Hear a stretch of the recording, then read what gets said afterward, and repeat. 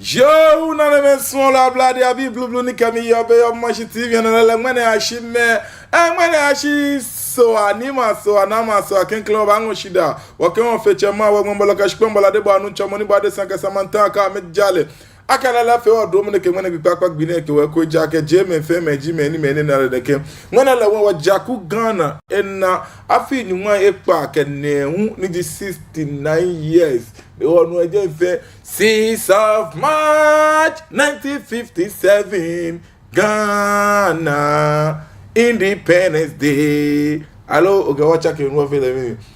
God bless our homeland Ghana and make our nation great and strong, both to defend forever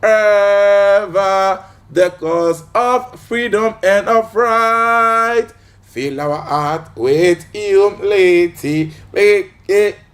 cherished, fearless honesty, and help us to resist the pressures of and not even so la blade abi blue min dam kwala fe shi o fe chama wa fe wa dro mo ne ke mane bi pakpak bi ne lele se ke wo e ko je me fe me ji me ni me ne fe me ni e na le ne ke me pi ke baba o ji me ni wo ke ji isa feeling shishi waka me ye last 6 months je shi afine 6 months ni na kwa me wo ba ngo shida wo kan o fe chama wa mane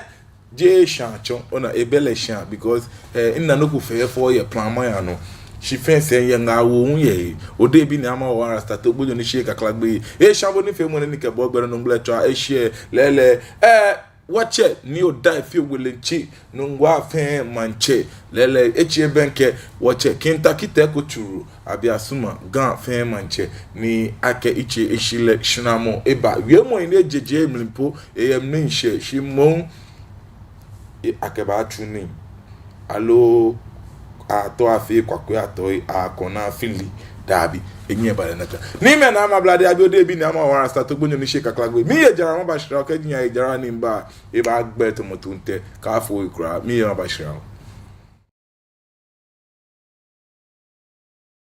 Children have a very high nutritional demand in relation to their size, and vitamins play an important role in maintaining healthy growth. That is why we at Base Pharmacy Company Limited have introduced Base Vite Kid Drops, a multivitamin drop with 7 essential vitamins including vitamin A, D, B1, B2, B6, and vitamin C to aid your child's healthy growth. Base Vite Kid multivitamin drops have been specially formulated to help meet your child's nutritional requirements, helping them to get back to playtime faster. With Base Vite Kid drops from Base Pharmacy Company Limited. For further inquiries of bulk purchase, call Base Pharmacy Company Limited on 0302 672 317 or 0247 287 853. This advert is FDA approved. Grade A Academy is all you need. With our neat, spacious, and serene learning environment, we make sure your child is as good as gold. We also engage in lots of extracurricular activities such as excursions, career day celebrations, games, and so much more. Our canteen also serves the best and nutritional meals with your kids well attended to. And we are ready to enroll your ward from nursery, kindergarten, primary to JHS 1. Admission is currently ongoing. Locate Grade A Academy on the Mills High Street behind Enterprise Insurance or call us on 0542 426 803. Grade A Academy. We see passion and excellence. Are you looking for a media house for your upcoming events? Welcome to MANTSE TV Production Crew, a digital station that offers live event coverage such as conferences, parties, corporate meetings, weddings, and live streaming on all social media platforms. Soft copies of events or production can be made available upon request. For further inquiries, call MANTSE TV on 0536 772 262 or 0244 425 652. MANTSE TV Production. Swing man.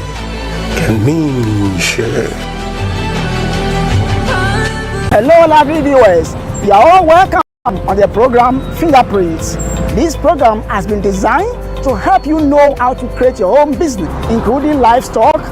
farming,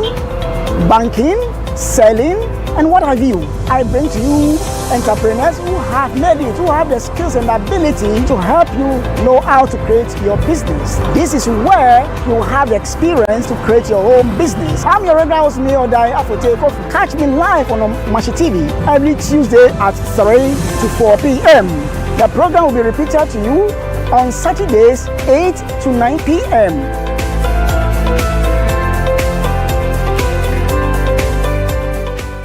Ghana be the MANTSE as you be fair. I mean, when you can buy, I said that if you want to. Oh yeah, hey, struck you. But I say, ni be ni ba me ana. Okay, amanye bo aba from am be anyi ke amla lo. But I say na amla rakwe ni ebua ni anya ke sa ni ke ni fin. Oh yeah, hey come. Okay, akutu nkwara ma fi assembly members na fi gba. Te ofilo ante okay police fui. Allo o che me ni me ayabua ni onye no ke sana kan fi mo. Yeah, ora don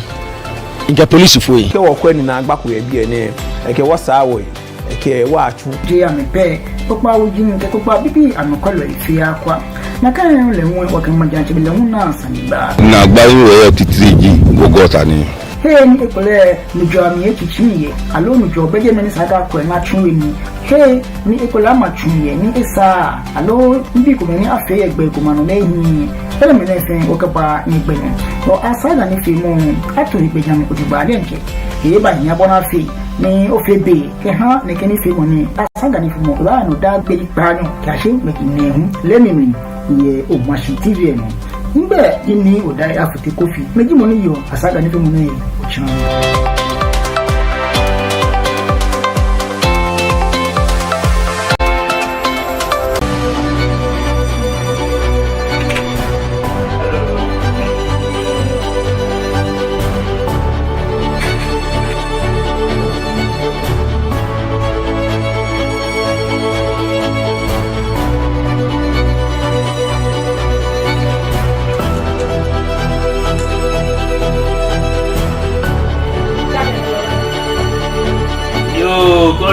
Okay, she died in a Kenyan children.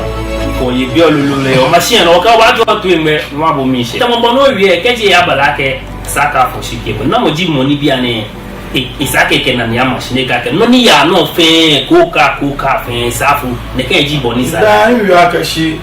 I could like a mini, Okokate. I'm a fan of Bini. Chekumi. Thank you very much. Both NPP, NDC, or will belong to one country. That be you. If they are finding grievances and those things, they don't understand themselves. So why not? They should send it to High Court. With Omashi Morning Star, Niji Omashi Lebi Mwamie. Okay, stay informed, be entertained, and inspired with a dynamic team of hosts and experts.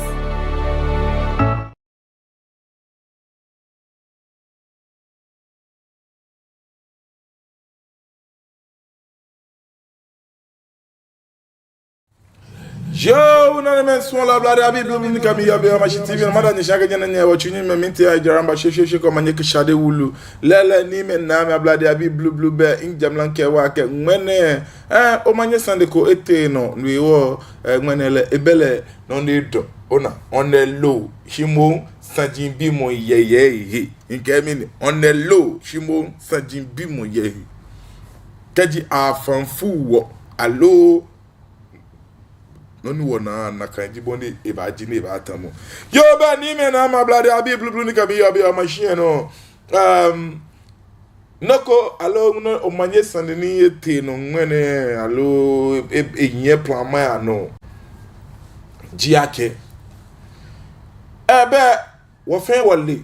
ake afi be san ne one ko plan ma no o na noko tomo inti comme etetation ye cheme amle ni mukuba biake me cheme wodi enche wo cheme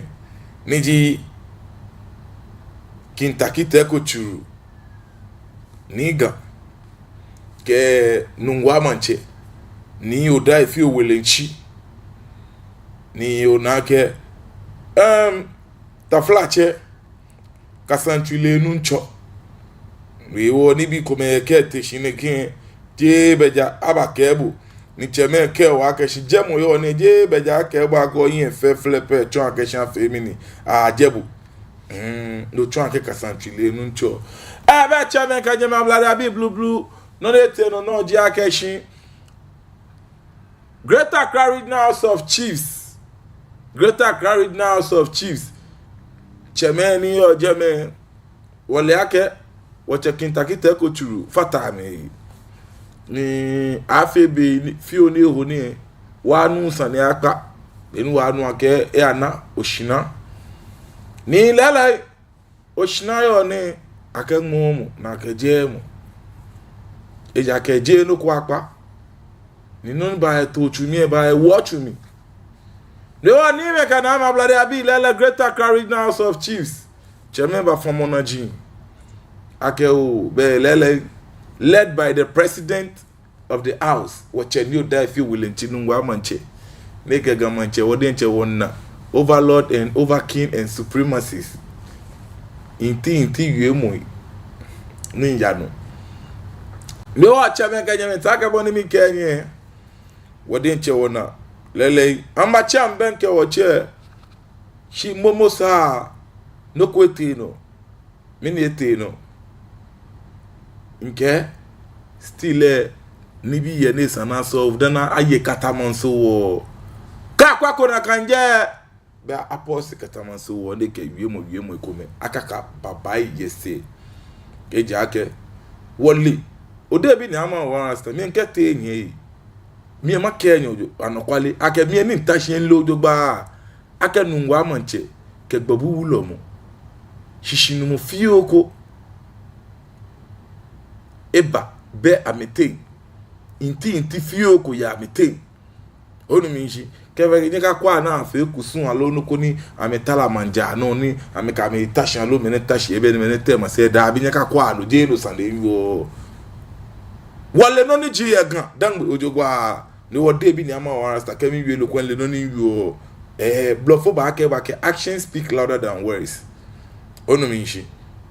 action speak louder than words me wo nyeme lala yo manye sande na teje nke money yen ekete woche mi o da fi welenchi leje money woni soli eha kintakite ko chu nyeme ene chon ke you te esan wona dwemo kenoko na awo na ba aja ona ka fi ko mi ajale on a low keke wo bo wo meteti ke yen won fi kun ake yen you te follow back bi ye wo bonda ne wo nkomo wo hi follow back bi wo bonda ne be wo nkomo wo hi nyeme nso afa onu afufu email akachi de na nya wa kwa solemo ke ni bi community te no be mi ni Greater Accra Regional House of Chiefs ke amehi enyelo kin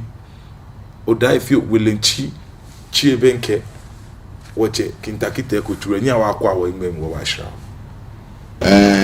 ajeg malekoko mi ni ayuake woke meni nya anya ni woke meni yonkomo aye nkomo ka o shanko kutu oye yele bode yo le dina kan wo fe we gam ni wona wole ake o shanko ya shikane ni wo tashini wo susui wo ke o shirani le lo e shirabulu do ka fe ba ke o shan keke ni do ni ngona no tashin le be bosa ni e ja ke enjo ni na jo le jembole no ka bole boy ba sho je be sa ke himiti ke amena kuchi ashile ko ni wonyame ne wo kala yo origine ake egbe wo yi ye origine ni o shan ke enale isa ke wo ba ko no ba bi eshi wo ko akete ehojan yo te koni egba wo sani ni wo kala gba sani koni wo sole wo hale ni enahi wale oya koni ni chumo mi kashi ni onye wo tele eba mo ni ba mo ni mo ko wa mo ni ba mo eke koni awo gadagme no ka anwe te na wa bi enahi wo oba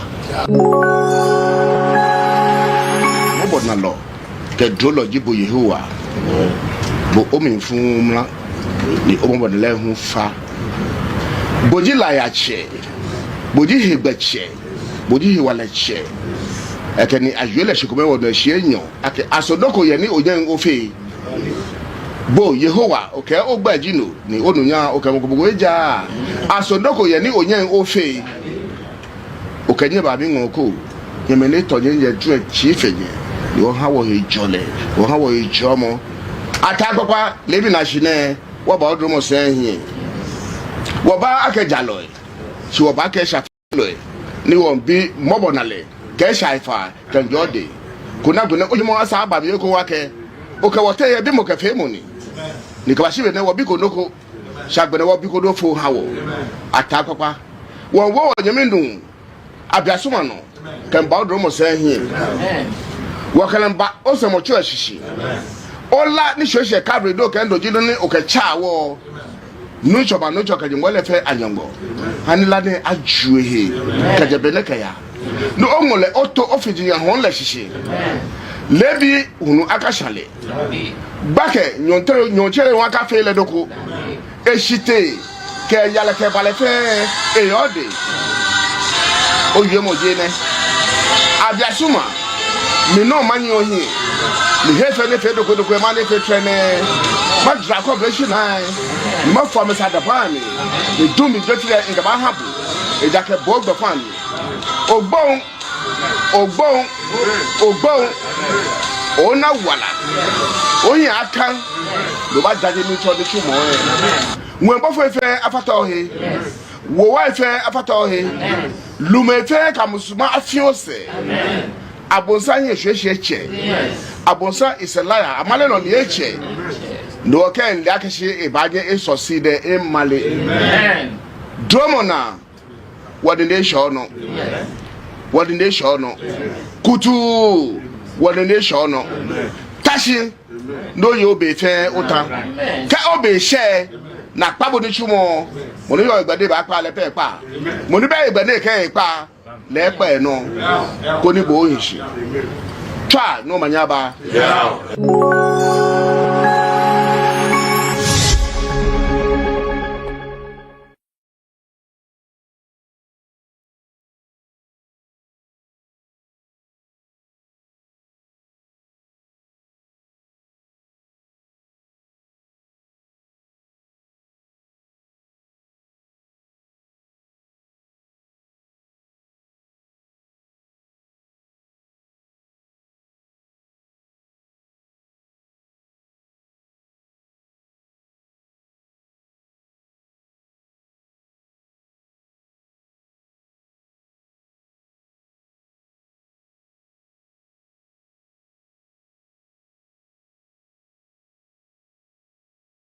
mobona lo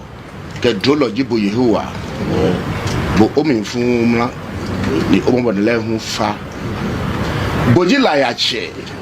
boji hegbeche boji hiwaleche ekeni ajwele shikome wodo hie ake asodoko ye ni oyan ofe bo Yehowa okay ogbaji no ni onunya okamogogo eja asodoko ye ni yo no me swala bloody abi blue be watch many wo ya me odase watch any other feel well in NUNGUA MANTSE ke president can Greater Accra Regional House of Chiefs legi money odnu ke solemo ken Clement Oshida mo fechema we mo bloga shigbon bodo take boni feel da ne akelele eke dromo mumuko ngoche mamni kona amena dwemo na amena ameli ake ekomefe mo eyiya ona ejake gandangbe enyo isole mo ka fa pa mo pe ejake no ni wona ne efe anokwale ke ndoko me e ka fe to mo picture board na baba fonfu mi pa fai lele be minister ne ate no ona boni cheme talashi eje FF4 mi to ma chon igbene no ni nke wo nyemme anga wo mambi blue ono mishi meni smona febe ona meneke minto wana wali yake bulu fe mon wo fio won fe bulu mi bulu mini ama wi ake won fe bulu mi bulu e nyemme Nyekwa wa chemene hey. Mene ame fi komi ame ke be ba ame tin.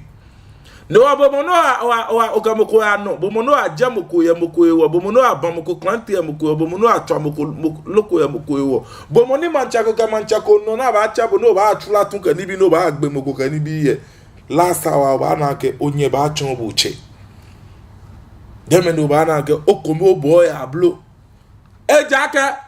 jero koni moko abanye ne ba ka ke shin ele chubo no to afeda bi manchako kra be. Ni ba ge ani maybe no shima shike mi twa ni mbi no ni no ani ke e wo ke atwa mo ko tun alo be na jo mi ke e abon mo ko kante dabi from fooling life ni no ene po twa ke san wo dwen ni wo na jo ho ye onu ni nshi la ya jame no taka bonu woli e nke ngene ni kase mo wo kase yo ni wo na woli ake wo kan ni wo yute wo ke na fe ni kase mo ni wo kan from fu wana wali ake wacheme ba fi amana ma fe apodi enche na agbe mi ameka me ba fe kome ni obo mo no otulo nyemi ke bo mo no to nyemi tu on te aloba ona ko awo bulu akoto keji bale na kan nyeme nke ngane efe to mo manye sandu la na te jeme me nyo fe fam gbe ami na me wiake inti kokra be ameti amle isu ma fa wonu efufu e ngo cha mi o to enfan nya anu wa bo ametue ni wo ba shra Abiasuma Abiasuma Bodi Boaton ake e facho ye gadamu ina nenu kodo na bo ajaji ye ake mako de ke gbede ni masama yule ko ake anwa ye ngale mi ake shi mahabo ni ochu itawo ni mani oyinto fe abami gadami echu na tamo ni ke eyintoji nyembi ale nyembi gbeke ale gbeke onupa le onupa ka gbeke le onupa no onupa le gbeke ni mo fe mo ko egbe pepepepe eja ke mi je ke mo ni ke enu po e be ke onu pa o ba nu po no woman water aka gadam bi water woman nye ha ni woman wo he kome ni wo fa woman he ska je na kan ni hinti gadi bi ba nyi wote woman abakọ e wode ni ka wo hie ne wo nye wo fe no na ko e wode be go bedon be sure na ji o me ha Mose behu Aaron behu Joshua behu no behu. Let's seize the opportunity now. No for sure ake gadan we e ba cha ya ko ni e ai here ni akeje hila ake church celebration ke anya ake hila nya ka o mi nta wa furibo e je hila ake mi flimo to he wo ko de ke gbede ni wo bi nwan ni wo bi shipon ni ina wo no mo e mabo ko ni neke no ni gba ina ne helani akwa chafun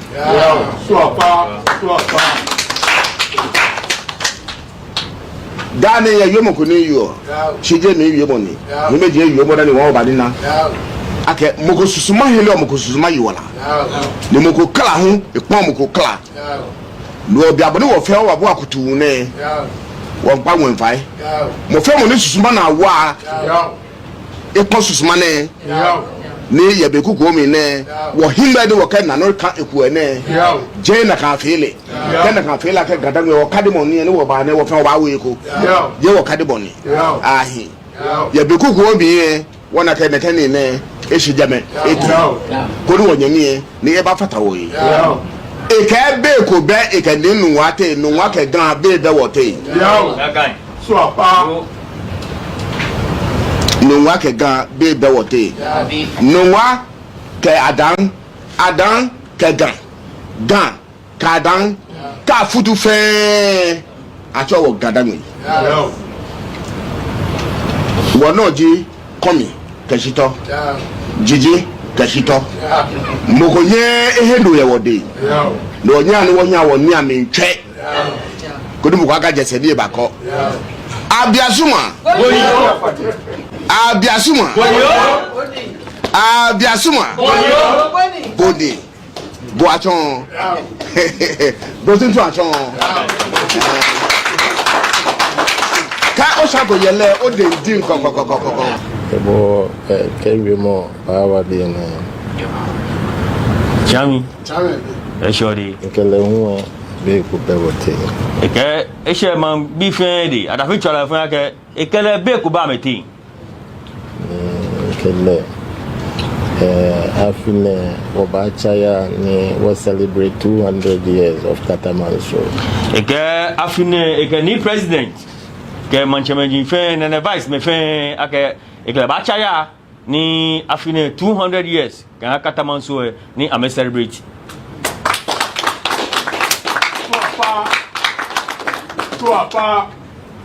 Ganye fani nungwa bemi. Eke ganye efa ni nungwa bemi. Nungwa nye fani gambemi. Nungwa nye efa ni gambemi. Me kumeto peji wo. Eke ofen me kumeto peji wo. Won sole ni de mamoje ngesi sa ifa na wo mobo ni amekpe wo echa. Eke esolomoji ake gan. Di mawoji ngesi sa ifa amekpe amefen gan dangbe fen kecha ni fe kume. No feno ne fe gbechi ni echi wa ko me fe mo gbe ade no peji. Eke no ni efe gbechi ni fe ni echi amegbe fe awon bi efe ameji ejen. Echi wa ko me fe mo. Echi ame eko me fe mo tan. Be ameji ejen. Ebo kewe mo bawa de na. Chami. Eshori. Esheni president and the vice. And I get we mo fe wa bi. Yo, better than men, so la bloody abi blue, not o charmy, o twin fang. Me or me yaka nyon we, o jogba. I should chairman fair, my quadrant fire, my sumaka, machon egbeneno. Ninka carried now of chiefs to fair. Okay. Can you name ye Bamanjano pay? Bear watch a new die if you willing chi. Ke babu lomo. Niji. Walumo. Numo bokete la we wolumo numo bokete la we ke wache ni oda fi welinchi makpa 5 ni shikoshiko ni yo ameti amle ni nwe wo poko hye nungwa wie mo ekomeni ya no ke ni biye akwako ni hia je ni mla akwe akuchi efin akwe eni be yo fin akwe ayu su Ghana 69 ne buaka wonye ka woke Katamanso woke ni bi poni wole ko ka woke lele ka dangbe bi wo ye mi na Ghana mashodogba esan wona ke ekomi afide na ke Ghana mashi no one wona big sis wo cheme meni ba twata na ke pom ha kaja mesusuma na mesusuma yen ni bona afio ni bi ni bele jalegbe be san wona ke ame ba shan ni me na me ablade abi blue nke mi yobi o machi TV no take boni kenye nsu won fa onu efufuye masuma aka magbele phone lines bona fe ni mo fiamo afi mi atwa na enye chon ejwemo eja shi dani ma atwa video e no ni potin ewo ni nke isana kwe koni nungwa manche ke gbobu ulomo akwe ni keja leno inti koye alo shikoshiko koya mti amliye koni akwe ni nofiano mli ajo dani ajeneke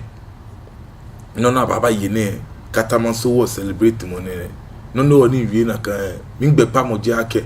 kelele ni gbobu ulomo alo taflache gbobu ulomo being the chiche of the Ghana state ke Ghana state fe unche ni nleji ulomo nupa ninu ngwa manche ye masei no ninu ngwa manche un dromo na ya fe president of the house ku ebe mi ni oshinaba ni ibachu ko na ba bi kintakite ko tu gamanche shin aba alo abakwe echiabo ngbe pa moje ake isani kun e ke wie mo achon e manche no niji wache ni odai fi wolenchi shi e abale na kan e achon nyeme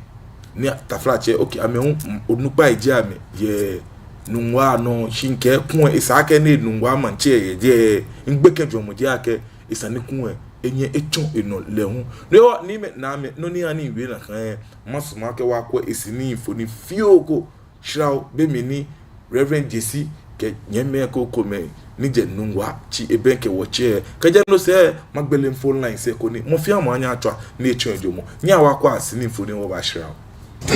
chami eje wo ba ke hijram ke fun shimo woje NUNGUA wo bi ene ba be gbobulo bokete lawo le denje ko na ni eshile wo fen wo shina shini wota e ke wa ke shinyeta inu yue moko kenye nuku emienu shin enyemi ehe etojiramu wo isumo ake agbo ene eshi mo fe mo ajipo shi isumo de tun eko ke bakoni abashi ni gagbo kuna kwa ke ni gate yo te eja ke boni enu ke kashi wo be no ni eke fan akuche acheme je NUNGUA e halake je shian ekome ejwe ni etawo shian ami manyeme ni ke fatai ni yo ne acho mi jesi Accra injo tublo shingmene ye ni gan hi mita make ni gan ka acho mi bokete bote be wo yue mo no ne wo ba kwe ake ni gan eshi kamomi ke shite ni ke wo shin ke wo yen wa bo wona me bale en ba ke ni kome ni gan ke sian fin pe ami ke yo no ani me na ma brother bi blue donne oni awie na kan no jino ni ona wache jesi Accra eke gbobu lomo shile ameshina ni efon ni chama ke no ne ni wo ameya ni amafe mi amakwe wo church abo eji shade Sunday eji omanye Sunday ake lele edwen enyimi shimon nke ngbeke jomo ji ake kunwe esani efelo officially ne ane hye NUNGUA manchede kun be na abane keke efe omanye Sunday shife fe gano ya ke shile mo page no ni wotawo ni me na me ablade abi blue no ma no she masuma ke magbele info line se bona fe ni mofiamo ni kemi yobe o machine no anya atwa ni lehun echon ejomo ta ke boni wo fi ole dagbo ke gbe ona 0274324331 0274324331 nke bo modern ko ni otwa ni ofemi ni bohun ochon ojuemo ke ha Greater Accra Regional House of Chiefs ke amenye nyelo president of the house woche new Daifio Willinchi ame benke mu ne amechi ke benke woche ni dikin takite ko churu alo make amenyemi ke takite ko churu gamanche bemi ni ke ya oshina ni ena ni abakwe echiabo 0274324331 0274324331 bomode ko ni bohun otwa ko ni ofemini ochon ojuemo ye no ni ti no he ni nke na ahye jeme woche ni Daifio Willinchi le ti mo ni sole ni Solomon e sole onage woche cheme amele ni mwana amele abonsan wache sole ni e ani fengbe kumi ole ebe mi ni mi menko se no nya wa abo Solomon mi mi to wo butu ishkome ni wo ba eko wo nto wo bu Solomon to wo ba shikome ko nya wa abo Solomon to wo ba shikome mo bodna lo ke dolo jibo Yehowa bo omi fun mla ni o mo bodle hu fa boji la ya che boji hegbeche boji hewaleche ekeni ajele shikome wo de shienyo ake asodoko ye ni ojen ofe bo Yehowa okay ogbajino ni onunya okay mogogo eja asodoko ye ni onyen ofe okenye ba bi ngoko yemele tonye ye dre chiefenye ni o hawo ejole o hawo ejomo atagbopa lebi na shine wo ba odromo sehin wo ba akejalo si wo ba ke shafelo ni won bi mobonale ke shaifa kan jode kuna gune oyemo asa aba bi ko wake oke wote ye bi mo ke fe mo ni ka shibe ne wo bi ko noko shagbene wo bi ko do fo hawo atagbopa wo wo nyeme ndun abiasoma no kan ba odro mo say hie wakalan ba osemo cho ashishi ola ni hwehwe kabre do kan do gido ni okacha wo no choba no choka je ngole fe anyango hanila ne ajuehe kajebene kaya no ongole oto ofiji ya hon la shishi lebi unu akashale bake nyonchere waka fe le doko eshite ke yala ke bale fe eyode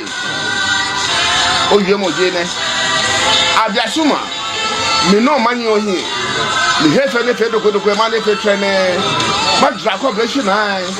ma form sa da pani de dumi jotire ngaba habu e jake bog do fan ogbon ona wala oyin akan lo ba jaje mi to de chumo wen bo fe afata ohe wo wa fe afata ohe lume fe kamusuma afiose abonsa ye hwehwe che abonsa is a liar amale no le che no ken le akashi ibaje e succeed e male amen dromona what the nation no what the nation no kutu what the nation no tashi no yo be fe uta ka obe share na pabo ni chumo mo ni yo igbade ba pa le pe pa mo ni be igbade ke pa le pe no ko ni bo hinshi twa no manyaba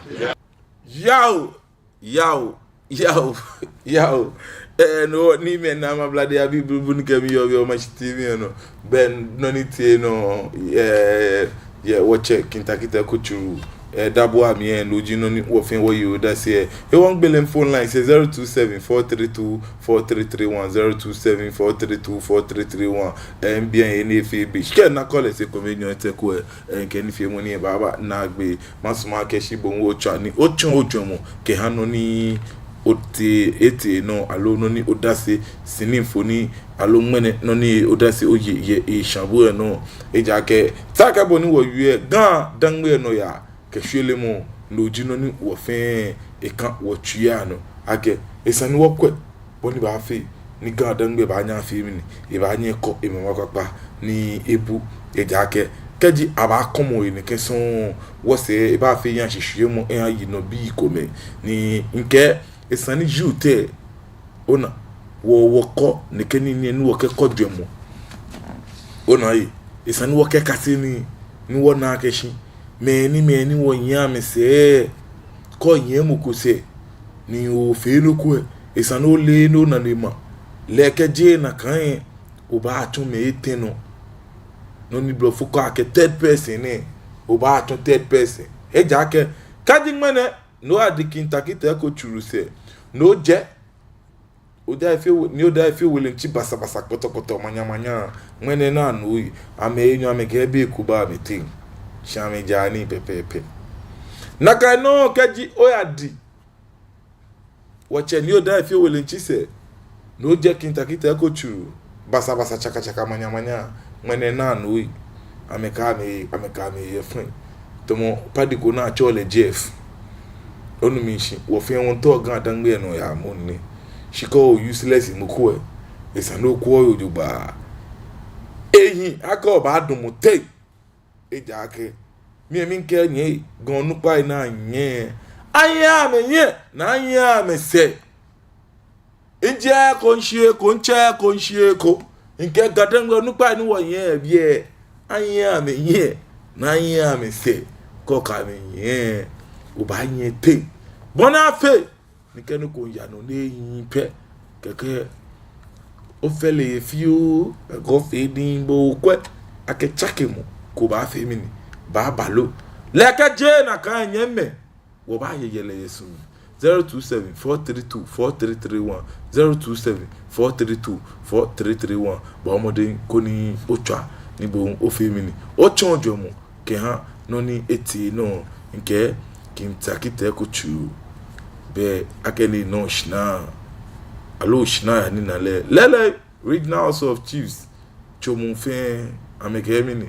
amenake no ni ba to twumi e ba e watch me ni wo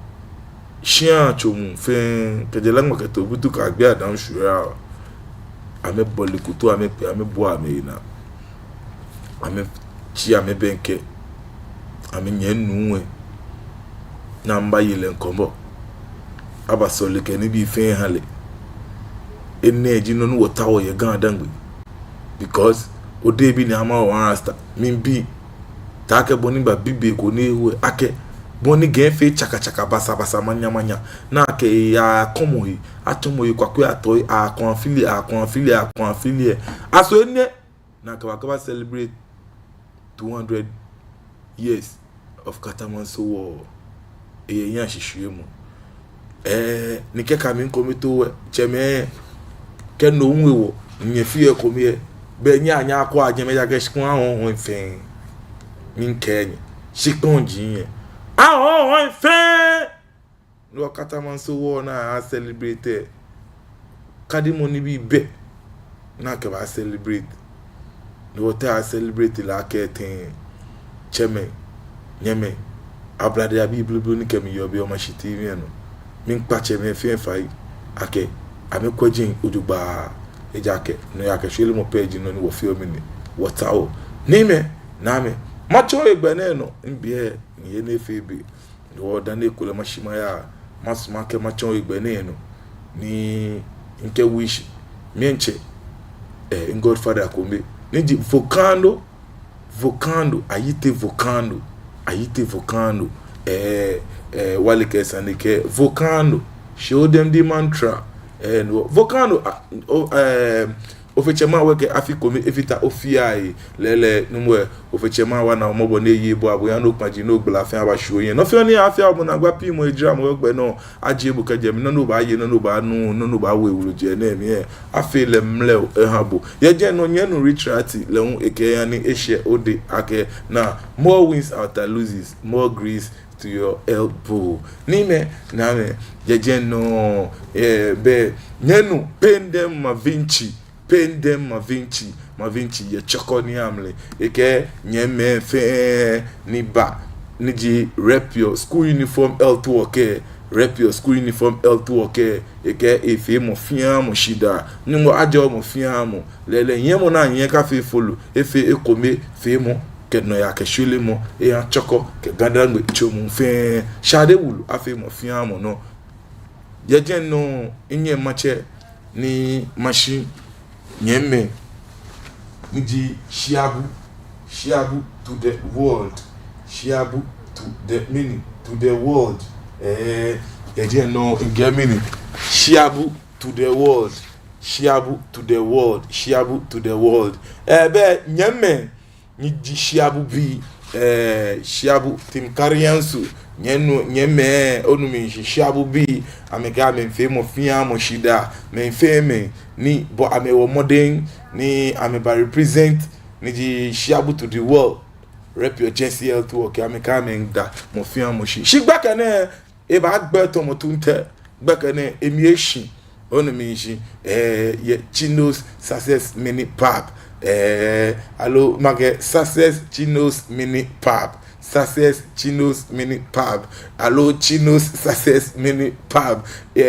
otu blown that the banner mi shi Brazil le no e ba gbeke ne no obomode ko ni keji ona obe ole osun kumo kaya eko ni mo ko ashe phone kaya eko ni gidigidi ko aba eje lekeje na kan notation o ma mi ba bibo ake uko ko ye den ni won ke wa ke bomode ko ni ochi obenke Chino success mini pub gbeke ne no ni di menesis match ne egbe to motunte ye high street no onu mi shi MC Sugar edomomli odugba na kan no MC our one rasta bole apparatus say you or talk one side ye je no inkewa ke Arab Empire 4545 niji Marseille beach Arab